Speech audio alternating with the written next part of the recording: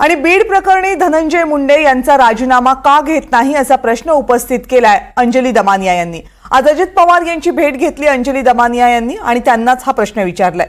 अंजली दमानिया यांनी आज अजित पवारांच्या भेटीला अंजली दमानिया पोहोचल्या। बीड प्रकरणी मुख्यमंत्र्यांशी चर्चा करणार असल्याचं आश्वासन अजित पवारांनी आपल्याला दिले। बीड प्रकरणी योग्य कारवाई झाली नाही तर सरन्यायाधीशांना पत्र पाठवणार तसंच रिट याचिका दाखल करणार असंही अंजली दमानिया यांनी म्हटलंय।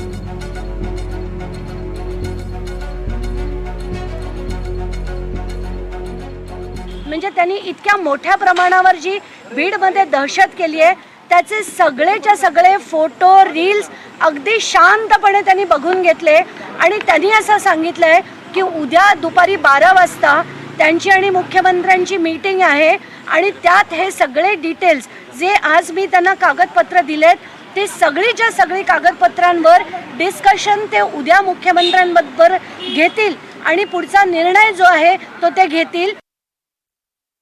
एक तर हा कॉग्निझेबल ऑफेन्स आहे आणि इलेक्शन कमिशननी जर ठरवलं तर त्यांचं मंत्रिपदच काय त्यांची आमदारकी सुद्धा रद्द होईल आणि हे होताना मला दिसतंय।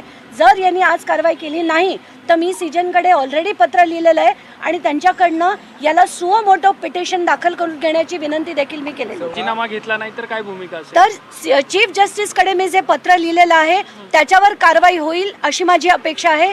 तिथेही नाही झाली तर रिट जे फाईल करायचं आहे ते मी डेफिनेटली फाईल करणार आहे। हे पब्लिक इंटरेस्ट खरं तर रिटपेक्षा पब्लिक इंटरेस्ट लिटिगेशन आहे, कारण सगळीकडे हे जेवढे आपण आत्ताच्याच आत्ता पुण्यातल्या घटना बघितल्या, संभाजीनगरच्या बघितल्या, जेवढे राजकारणी असतात त्यांची दहशत कशी असते, ते पदाचा गैरवापर कसा करतात हे आपण पदोपदी बघतोय।